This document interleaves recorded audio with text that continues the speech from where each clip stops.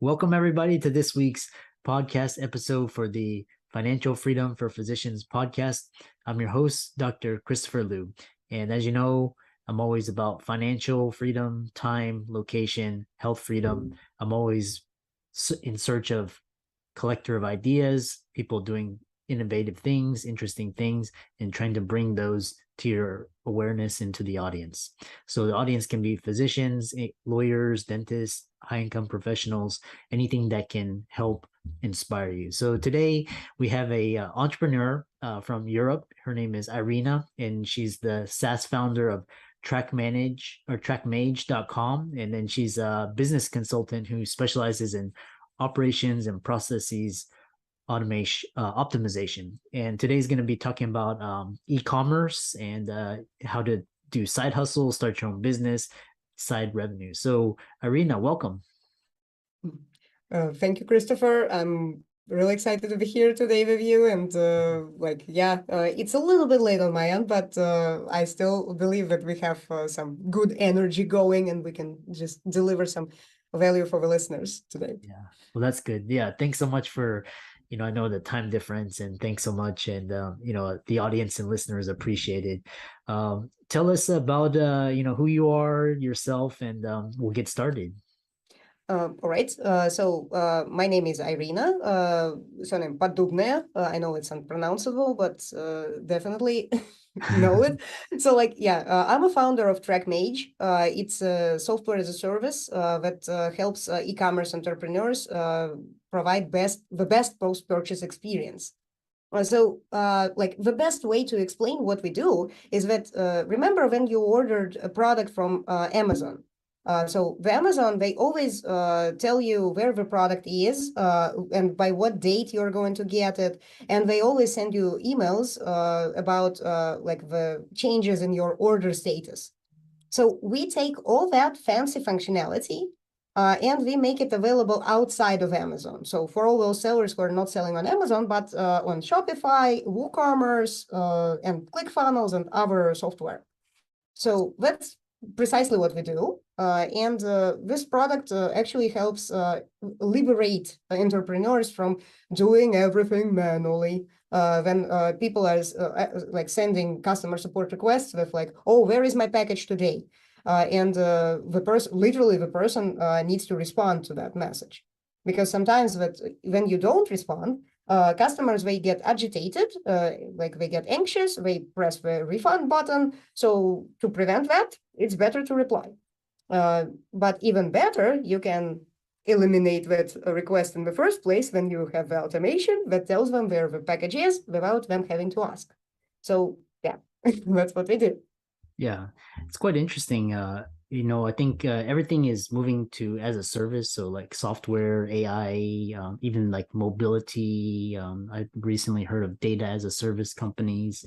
So what's interesting is, so you work in the field of e-commerce, and so this is interesting because what you're doing is akin to Amazon, is basically competing in this e-commerce customer experience and as a key to customer retention. Elaborate on that. The key to customer retention is literally to provide the best service that you can. Because if a person bought from you once, they are expecting that they're going to be served. And when you are providing the experience after that buy button was pressed, you engage with the customer while they are in the most sensitive, they are in suspense because they don't know if oh, I bought this thing, but is it going to get there? Can I trust this company? When the person is buying for the first time, we never know what we're going to get in the end. But when you provide this extra touch point, extra care, you get loyalty. And if a customer got this amazing post-purchase experience, they are more likely to buy again. And the likelihood actually goes up by 27% for the first time. For the second purchase, it goes 47%. Wow. And then for the third time, it's 57%. So there is probably like 157% that they're going to buy again if they bought for 3 times. It's the customer for life relationship. And again, the customers are currently, the expectations are really high because all those companies that are providing the best post-purchase experience out of the box, like if you order something from Amazon, you literally get all those updates and you don't have to ask. Yeah. So yeah, the idea is just to serve the customer until they get the product, and even after that, ask them for a review, like all that stuff. Yeah. It's I was reading or listening to a podcast the other day about Amazon, and what they did was they basically automated everything, and they made the customer experience so efficient. And so, companies they had trouble innovating on that, so they couldn't compete on price. They were like first mover advantage, so that's why they've been able to really dominate in this whole space. There's some what's interesting is in this time, this really tragic time, we're going through a period of change. What are some top supply chain management mistakes store owners make, and how to avoid them? Yeah. Well, the first would be to ignore the situation we're in. So sometimes when the e-commerce store is operating with drop shipping model, and they are still ordering from AliExpress somewhere inside of like mainland China, they still expect that the customer is going to wait for 1.5 months and not refund the purchase. So that's an unrealistic expectation. So the e-commerce businesses, they have to adjust and they need to either source locally from some of the wholesale brands or some distributors, or they can order a batch in China and then ship it all together to a fulfillment center and then ship from there. Because if you don't do that, there is a big chance that your account where you accept the payments, it's going to suffer all those refund requests, and it might even get restricted. So the merchant account risk is really high when you are dealing with long delivery times. You can mitigate that to a certain extent, but again, it's not a realistic expectation to think that the customer is going to wait for 1 month or 2 months and not say a word. So yeah, that's one. The second would be to again, buy inventory before you are sure that the product is going to sell. Because that's the first mistake that all the amateur e-commerce entrepreneurs they start with. So they get fascinated by the idea of having their e-commerce store. They think that they found a winning product, something like, I don't know, like the socks for squirrels. And then they just buy 10,000 units of that. Mm-hmm. And then they have their garage full of socks for squirrels, and nobody's buying that. And then they start with some creative marketing, and they go to social media trying to pitch this, and they're trying to launch multiple ads, but they still cannot get rid of this inventory. So the inventory is probably one of the last things you should invest into, because if you start from that, you're typically at a disadvantage right out of the gate. So if you can find some good partner or some, fulfillment center or some dropshipping supplier that will be able to provide the product in maybe like a week or two, that's the ideal situation where you can start that business and you will not have the financial risk of not selling the inventory at hand. Yeah. Yeah. And like maybe the third would be to actually provide good customer support and care about the customers, because that is what makes or breaks the e-commerce business. Most of the e-commerce businesses, and specifically some of the dropshipping ones, they don't care about the customer. They are always pushing for more acquisitions. So they're just like, okay, we invest more into the ads, we get more customer acquisitions. But when we don't care about retention, it's just like a one-time purchase and we don't care about that customer anymore. Mm-hmm. The ideal situation would be to not think about just like one-time purchase, but think about that customer when you acquire them for the first time. What else could you sell to that customer? Mm-hmm. So if you are, for example, in the healthcare industry and you're selling some supplements or vitamins, it's a good idea to think about like, well, okay, so this customer is interested in supplements for muscle, I don't know, muscle gain. What else they could be interested in? Oh, maybe some sport equipment, maybe some sport clothes, maybe some courses, maybe some, I don't know, additional training that we could go through. And this is how you can literally build a brand that is going to serve the customer through the whole customer journey, not just with like this small portion. Like, okay, I'm selling the supplement, I don't care about anything else. But if we buy those like I know like muscle gain substance, what else could we buy? Maybe something that's going to help with weight loss or whatever. So again, the possibilities are endless. All you need to do is just change your mindset with mindset from just one-time transaction to customer for life. And if you can get that like loyal customer base and loyal following as well on social media and everywhere, this is where the money actually is. It's not about the like one-time purchase and selling all the inventory that you bought on the previous step when you were making all the mistakes. It's just about building and serving the customers that you selected and who selected you. Yeah. Yeah. I really like because the actual cost of acquiring customer is significantly more than a customer that's already bought from you. So I really like this idea. And then it's literally 5 times bigger. Like it's 5 times more expensive to acquire a new customer than to retain an existing one. Because yeah, that's just the statistics like on average for all the industries. Yeah. And what's interesting is your company can you talk about making 5 to 10% more extra sales. I presume it's on with existing customers, and you can do this on autopilot without increasing your ad spend or more staff. Tell us about that.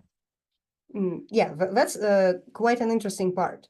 So when the customer is waiting for their package, they are actively looking for some way to facilitate that package, like facilitate that package to get here faster.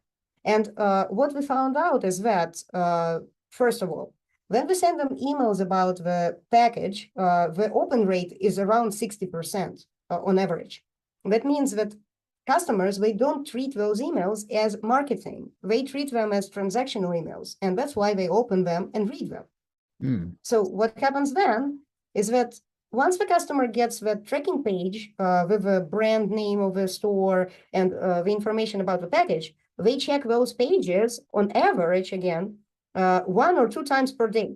It's literally just like, okay, the person just doesn't have anything to do and they click and say like, okay, is it there yet? Is it there yet? Is it there yet? Like all this time. And what we found out is that while we're on the page and we're checking the status, it's a great opportunity to introduce additional products that they can buy. Because Amazon, eBay, other platforms, they already do that, but they don't focus on specific brand. Like it's not a mono brand, it's just like anything that the person could buy. But what if you are the owner of a brand? You're not interested in selling some other people's products. You are interested in selling more of yours.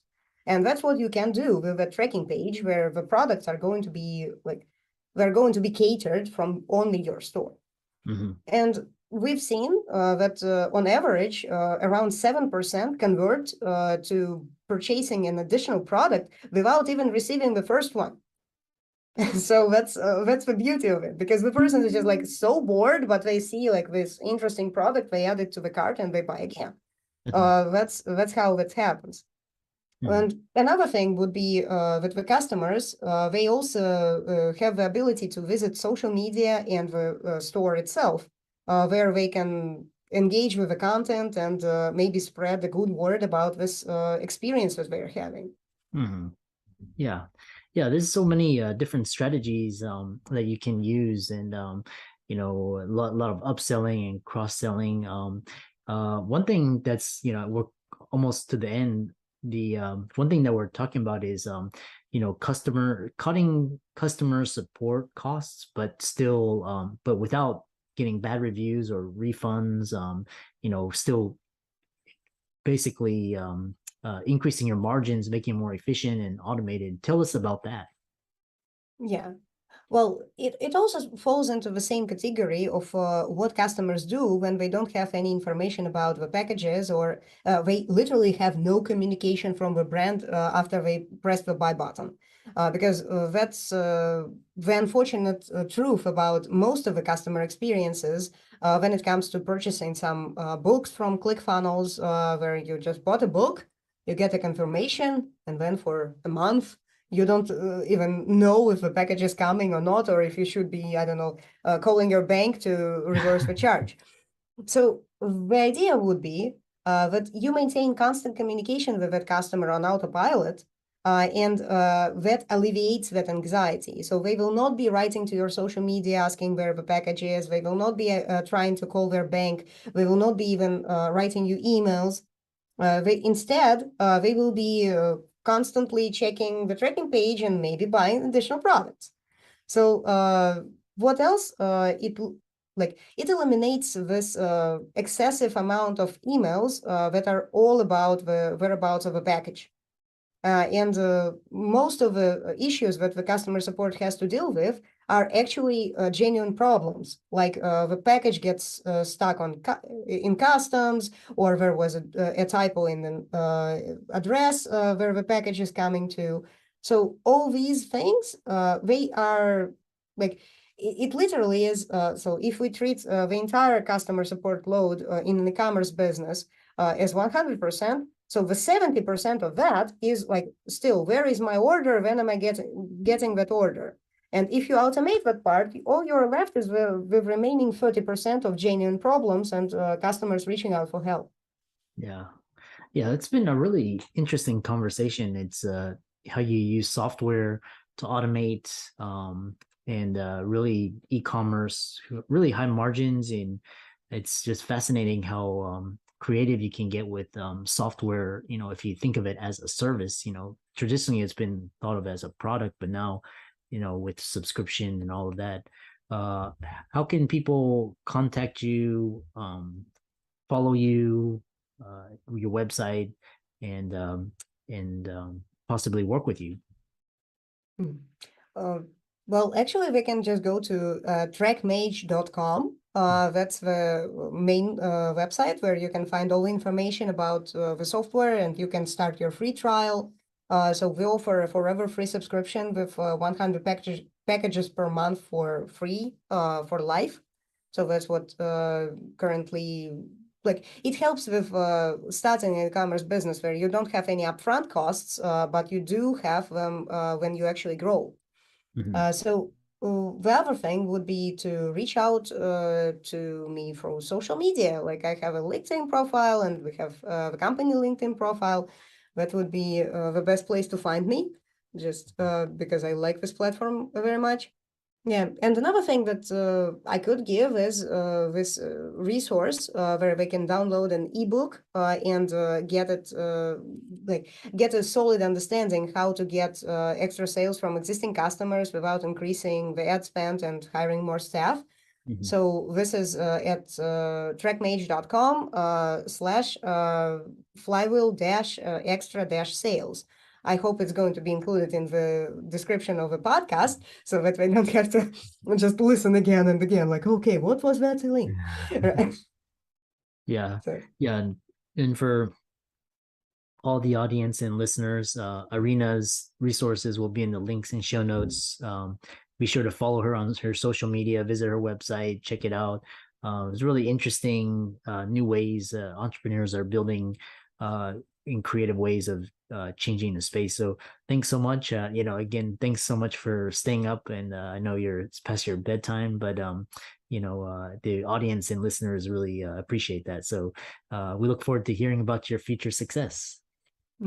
My pleasure. Thank you very much for for having this conversation. I always love to share the knowledge and experiences. So yeah. And thank you everyone for listening. Tune in to the next episode.